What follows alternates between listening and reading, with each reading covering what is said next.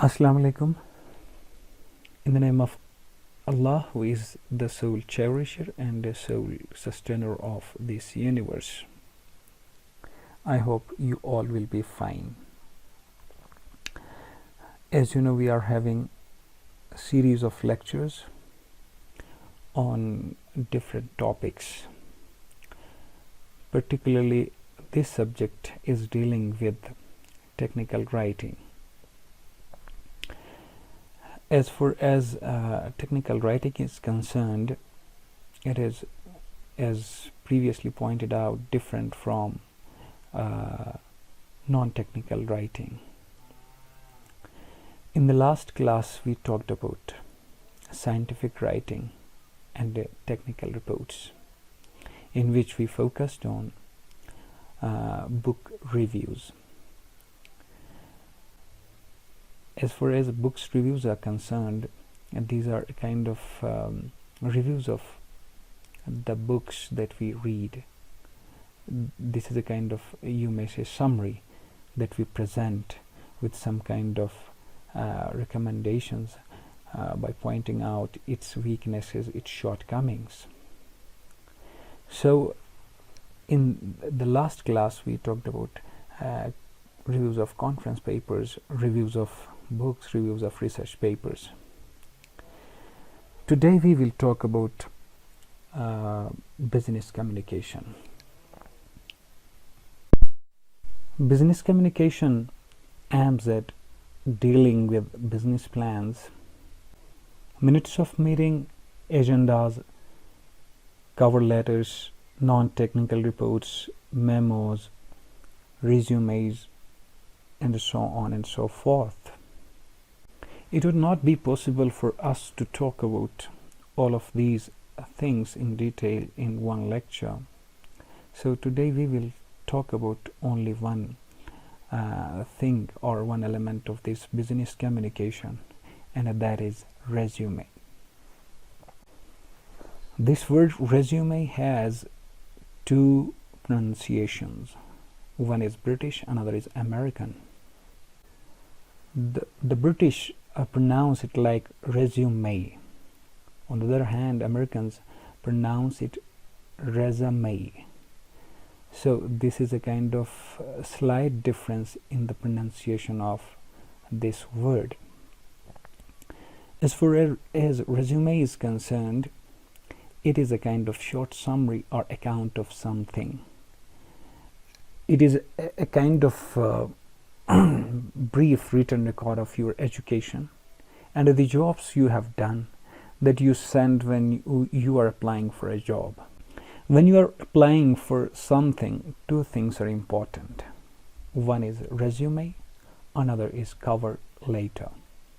So if these two things are strong and you have put an effort on constructing and making them, surely you will be able to get a kind of job on the basis of a strong resume and a strong cover letter. We will discuss cover letter later on, but today we will talk about resume. It has many elements, it has many parts. You need to include a number of elements when you are designing your resume. Today we will talk about important elements of this resume and how to build up the resume. The first thing that you need to write in your resume is name, your name. Name can be formal and informal, but you need to put your formal name. What would be the informal name? That is without the word Mr. Mr. If you put your name without the word Mr, it would become a kind of informal. And if you use nicknames that you have, that would be a kind of informal name. But you need to avoid these kind of terms or these kind of names. So you need to be formal by putting complete name. with the word Mr. The second thing that you need to put in your resume is your contact information. Contact information includes your personal numbers, phone numbers, your official phone numbers, your home phone number, or your address, your home address, your office address, and your fax number.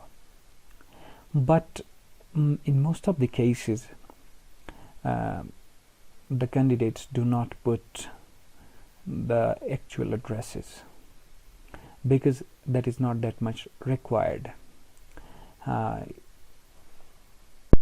In order to be in contact with those persons to whom you are writing your resume, it is enough to put your phone number, which is operational, and your email address. So it is not necessary to give the home address completely because it can pose problems. The third element you need to add in your resume is summary of what you have done. It is a kind of summary of your experience. Most of the students in writing this summary, they use journalized sentences. They make their experience journal. They put in a journal way. Like I am going to quote an example as a summary, that almost 6 years of extensive teaching experience in various universities and colleges, with 5 years teaching of technical writing and business communication. Full stop. Then expert in teaching IELTS. This is a kind of summary that is given in the portion of summary, and this is a kind of journal summary. It doesn't attract employee. This kind of generalization doesn't attract the employer. So you need to specify what you have done. It needs a kind of specification in order to attract the employer. Instead of saying extensive teaching experience in various universities, you need to point out some of the places where you have worked. Those positions can be attractive for your employer. That university where you have worked can be a kind of important university where people yearn to work. So that kind of specification attracts your employer. Then the fourth thing you need to include in resume is statement of objective. And most of the candidates write a kind of general sentence for each kind of job without realizing the difference of the nature of the job.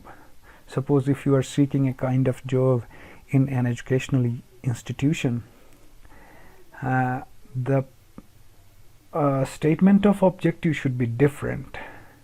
And when you are seeking a job in a bank, that should be a kind of different statement of objective. Like most of the candidates use this kind of sentence: I seek a position in which I can be a positive change agent.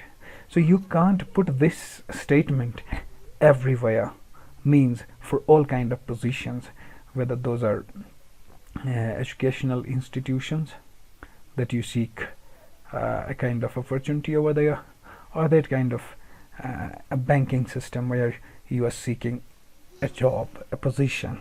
So you can't put this statement for both places or for both positions. So your statement of objective should be according to the nature of job you are applying for. The next important thing that you need to include in your resume is experience. Experience is the most important element in your resume. On the basis of your experience in previous positions, on previous positions, you are hired or you are rejected. So you need to be cautious in constructing this part of your resume, and you need to use proper verbs instead of using nouns for the construction or for the development of the parts of the experience. So verbs are important because they make it move, they make your experience move. That becomes a kind of animating thing. Now I will use two examples in which you will find the difference by using nouns and by using verbs. In the first instance, I will use the noun, like part of the team that brought change in the university. Part of the team that brought change in the university. Instead of saying this kind of sentence, you can use delivered motivational lectures on social evils and individual capacity in changing the society. So it is the second sentence that includes, or that takes a number of verbs to convey the message. So it becomes a strong message, or it becomes a kind of strong sentence. So while writing about your experience, you need to put the verbs. Another important thing about experience is where to put the experience, means which kind of experience should come first. So according to the rules of resume writing, you need to put the most recent experience, then you need to move towards, means you need to move downward, means the most recent, then the previous one, then the previous one. So in this way you need to put your experience. Then there comes the sixth element in your resume writing, that is education. Now there is a question whether experience should come first or education. It depends upon your experience, and it depends upon your education. If you are strong in your experience, if you have vast experience of different things, you need to put experience first. If you are a novel kind of professional in the field and you don't have that much experience, and you have better education from a good university, a renowned university, and you have a recent degree in postgraduate studies, then you must put your education first, then experience. So similarly, the order of education means your degrees should be in reverse order, means the most recent degree should be put first, then the previous one, then the previous one. So from upward to downward. So you need to put your degrees in this way. For all these kind of things, you need to highlight the important things. Suppose if you're writing your experience, just use bullet and make the first line of, or the phrase or the clause of your experience bold, or make it more visible, means in the shape of highlighters. Similarly, as far as education is concerned, you need to highlight, or you need to make it bold, the first part of the education. Means if you are using like if you are saying that you have done your MPhil or your PhD or your BS, so BS degree should be made bold. Another element in the resume in this order is any kind of skills in the field of computer, in hardware or software. So whatever the skills you have got or acquired, any kind of training that you had regarding that field, you need to put that. After that, you need to show your proficiency in different languages, in foreign languages. Suppose we have official language English, so you should have fluency in English, and you need to mention that you have ability in communicating, in writing, in comprehending the languages. English can be there, Urdu, any regional or provincial languages can be part of this resume. Another element of this resume writing is licenses and certifications. If you are an engineer, you must have a certificate or license from engineering council, and if you have participated in any kind of conference, you must have some kind of certificates, and you need to mention these licenses and certifications in your resume. Then we have second last, or rather third last element in the resume is awards and honors. And if you have got any kind of distinguished honors or awards in your career, you must mention those things in resume.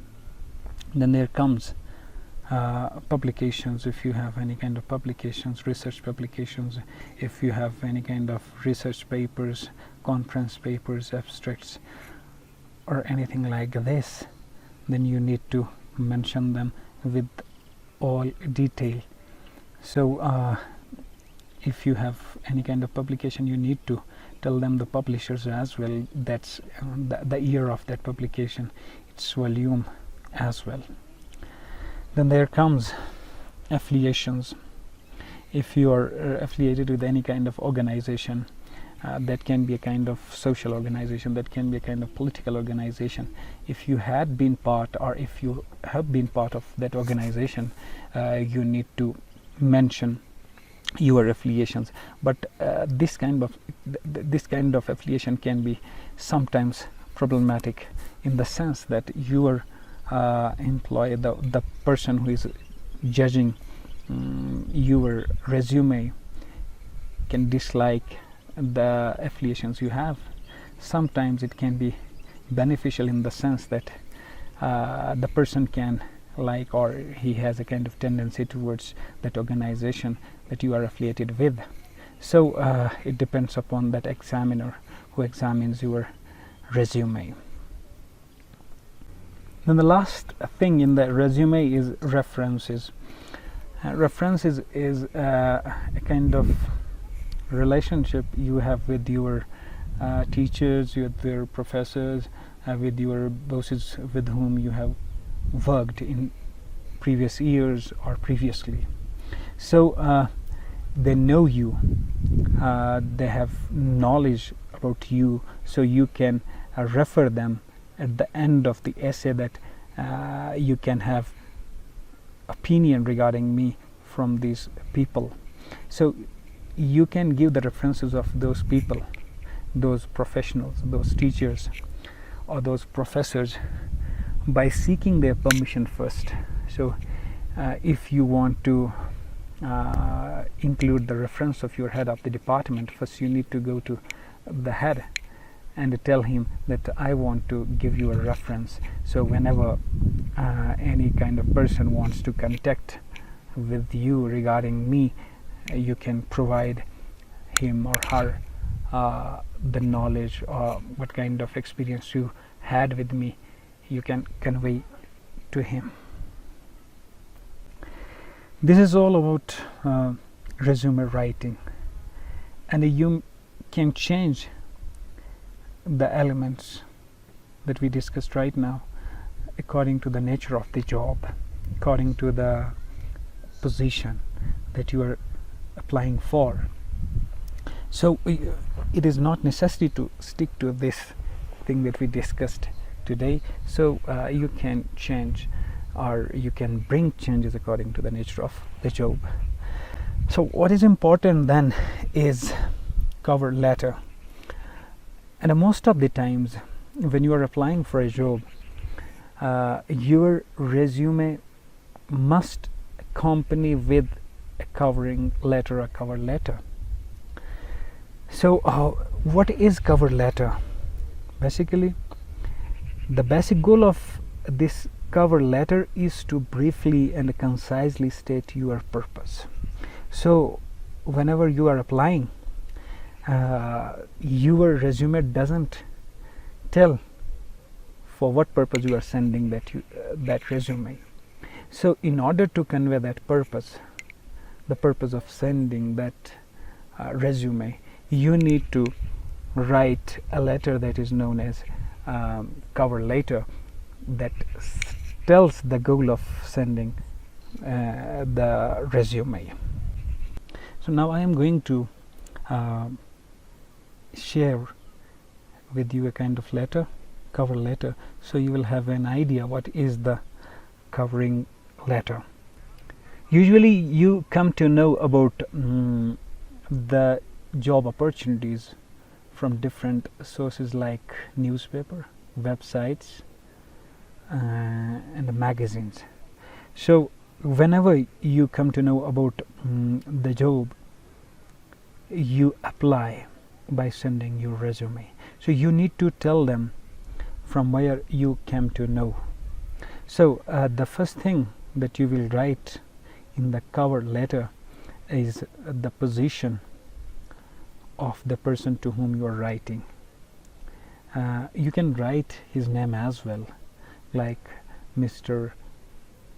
Bakar Zaki. Suppose this can be the person who has given that advertisement. At the end of the advertisement you will find the name, and he can be a director, he can be president of a firm. So you can name the position as well as name his complete name as well, like dear Mr. Bakar or the director. Then you will write, please find attached my resume in response to your job advertisement in the December 10th Daily Dawn jobs section. This can be a kind of introduction, just without saying any kind of greetings like I hope you will be fine. This is not required. Just be to the point, like please find attached my resume in response to your job advertisement in the December 10th Daily Dawn job section. Then write something about your own position, your own strength, your own experience, and that must be relevant to the job you are applying for. Means you must have experience in other areas as well, but that is irrelevant to mention or to state that experience, because it has nothing to do with the job you are applying for. So if you have any kind of experience, if you have any kind of strength regarding that job you are applying for, you should state it. Otherwise, no need of stating it. Suppose if you are applying for a job, as I told you, you will write the introduction as please find attached my resume. Then you will come to the next paragraph. In the next paragraph you will say like this: I believe that my experience and education are precisely in line with your requirements. So your experience and your education are precisely in line with your requirements. Then you will write, I hope that I will have an opportunity to highlight my qualifications in a personal interview. So you are basically seeking a kind of opportunity for the interview. Means you want to attend that interview where you can show your skills. So at the end you will write like thank you for your consideration. This would be the last line. Then you will put a full stop. Then you will write sincerely, truly with a comma, then your own name. No need of saying yours truly, yours sincerely. Even the single word sincerely is enough to close your letter. Now you must have noticed in this letter there are no embellishments, just a kind of short simple letter. with a simple introduction, without asking any kind of extra information, or without asking about his health and about his family health. So it is a kind of formal letter, because you are not writing on the basis of a kind of family relation. So this is how we write resume, and we write covering letter. So you need to keep these things in mind, that a strong covering letter, a strong resume can pave way for the interview. So now it doesn't guarantee the job, but it can make a kind of way for the interview, where you can show your strength by showing your abilities in the interview.